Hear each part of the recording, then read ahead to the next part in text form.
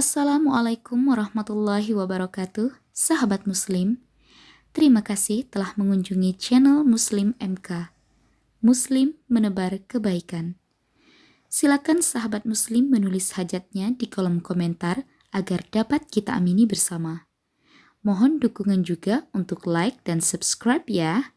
Jazakumullah khairan katsiran.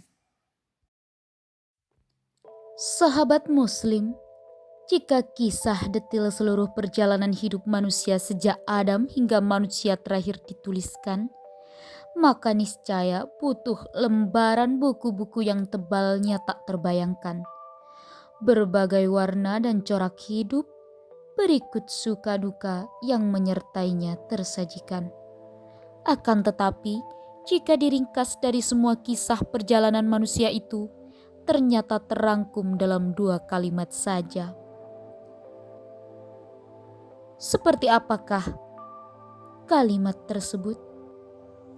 Dalam Quran Surah Taha ayat 123 sampai 124, Allah berfirman, "Lalu barang siapa yang mengikut petunjukku, ia tidak akan sesat dan tidak akan celaka.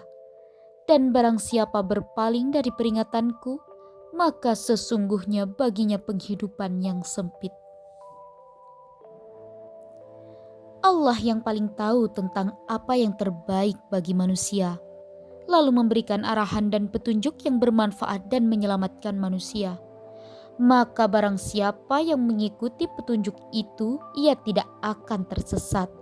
Ia akan selamat di sepanjang jalan dan akan sampai di finish kebahagiaan.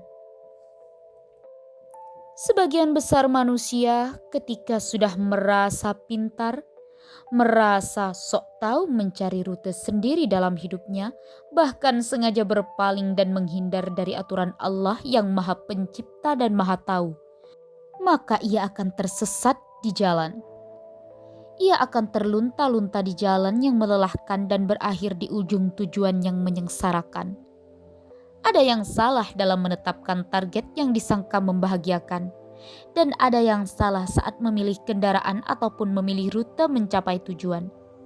Mereka adalah orang yang menjadikan kemaksiatan sebagai alat meraih tujuan atau bahkan menjadikannya sebagai tujuannya itu sendiri. Mencari menu yang lezat, hiburan yang menyenangkan pada batas tertentu adalah tabiat umum manusia dan wajar. Persoalannya adalah ketika keinginan itu melampaui batas dari yang diizinkan syariat, atau bahkan ketika pilihan kenikmatan itu selalu jatuh pada hal-hal yang dihukumi dosa dan berstatus maksiat.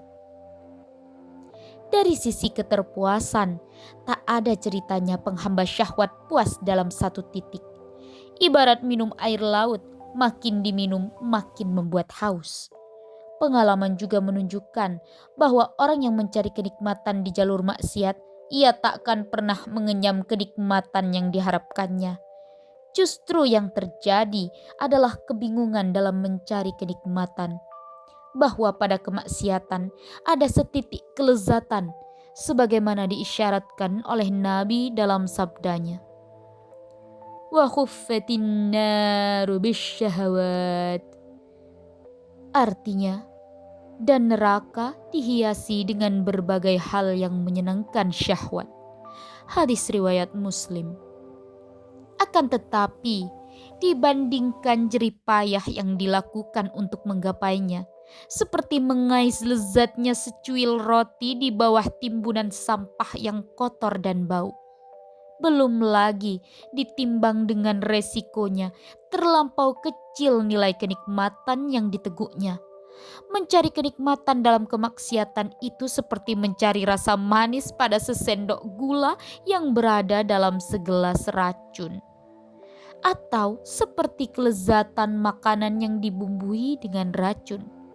Sebagaimana dijelaskan oleh Ibnu Qayyim al-Jauziyah menjelaskan, kemaksiatan yang padanya ada setitik kelezatan itu adalah suatu keburukan. Karena betapapun nafsu bisa bersenang seketika, namun itu seumpama makanan lezat mengundang selera yang dibubuhi racun. Saat dimakan, Seketika akan dirasakan kelezatannya. Akan tetapi sejurus kemudian racun itu beraksi. Racun itu lambat laun akan mematikan hati hingga ia tak lagi berfungsi. Meski sekedar untuk membedakan yang baik dan yang buruk, apalagi menjadi komandan ketaatan bagi anggota badan. Maksiat juga membuat pelakunya ketagihan, bukan karena hebatnya kenikmatan, tapi karena begitu singkatnya hingga ia ingin mengulang atau ia semakin penasaran untuk menjajal maksiat jenis lain atau semisal. Dan ketika nafsu terus dituruti, niscaya ia akan menjadikan hati sebagai tawanan yang senantiasa tunduk dengan apa yang diingini nafsu. Syekhul Islam Ibnu Taimiyah menjelaskan bahwa sesungguhnya orang-orang yang mengikuti syahwatnya terhadap rupa, makanan, minuman menyebabkan syahwat akan menguasai hatinya. Ketika syahwat berselera terhadap sesuatu, ia akan memaksa dan mengendalikannya, sehingga hati menjadi tawanan selera hawa nafsunya. Hati akan bergerak kemanapun hawa nafsu menginginkannya. Salah satu contoh adalah seperti bingungnya para pecandu khamr dalam mencari kenikmatan. Awalnya penasaran, mencicipi lalu menikmati. Kemudian ia ketagihan untuk mengulangi hingga bosan dengan satu jenis atau dengan kadar tertentu. Seperti belum puas dan ingin mencari sensasi lebih, ia pun memburu angan-angannya dengan berbagai minuman oplosan yang seringkali menurut akal waras itu sangat menjijikkan. Tapi itulah kebingungan orang yang mencari nikmat dalam kemaksiatan. Dan banyak lagi yang akan rusak dari kemaslahatan duniawi, terlebih kemaslahatan ukhrawi. Tapi ketika nafsu telah memperbudak raga untuk melayani keinginannya, ia tidak peduli lagi akan akibat yang akan terjadi. Ibnu Al-Jauzi berkata, "Ketahuilah bahwa hawa nafsu menggiring pada kelezatan yang ada di depan mata tanpa berpikir akibatnya, mendorong untuk memuaskan syahwat yang sementara, meskipun hal itu menjadi sebab penderitaan dan gangguan di belakangnya dan mencegah kelezatan pada waktu-waktu setelahnya. Belum lagi catatan dosa yang terakumulasi, ia terus bertambah meski kenikmatan maksiat tak lagi terasa." Alangkah indahnya nasihat Ibnu Al-Jauzi rahimallah. Ia berkata, "Inna masyaqqata ta'ati tadhhabu wa yabqa thawabuha.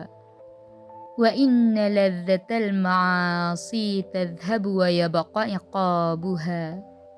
Yang artinya, letih karena taat segera sirna, sedangkan pahala tetap kekal adanya. Dan kelezatan maksiat segera sirna, sedangkan siksanya terus akan terasa. Maka orang yang berakal akan menahan nafsunya dari kelezatan yang menyebabkan penderitaan setelahnya, atau syahwat yang menyebabkan penyesalan. Bersabar dalam mencegah diri nikmatnya maksiat itu lebih ringan daripada harus bersabar dalam menghadapi akibat atau penderitaan dan kerugian yang ditimbulkan oleh syahwat terhadap maksiat. Seperti yang dikatakan oleh Ibnul Qayyim Al-Jauziyah, bersabar untuk mencegah syahwat lebih mudah daripada bersabar menghadapi dampak syahwat. Karena syahwat akan menimbulkan penderitaan dan siksa, atau menyebabkan hilangnya kelezatan yang lebih sempurna dari kenikmatan syahwat tersebut, atau menyebabkan dia menyia-nyiakan waktu yang akan berbuah kerugian dan penyesalan. Akibat lain adalah tercorengnya nama baik, di mana terjaga nama baiknya lebih bermanfaat bagi seorang hamba daripada tercoreng. Atau dia akan kehilangan harta, di mana hartanya lebih baik dia miliki daripada hilangnya. Atau dia akan jatuh kehormatannya, sedangkan dihormati lebih baik daripada dihinakan. Atau dia akan kehilangan suatu nikmat yang sebenarnya lebih lezat dari mengikuti syahwatnya. Atau akan terbuka jalan kehinaan yang belum pernah didapatkan sebelumnya.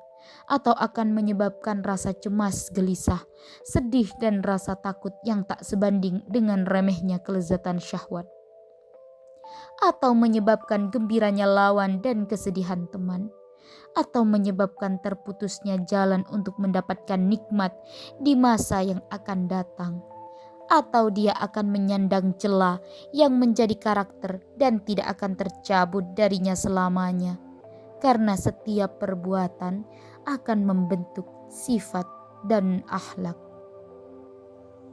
Sahabat Muslim, semestinya kita yakin bahwa kebahagiaan itu tempatnya pada ketaatan.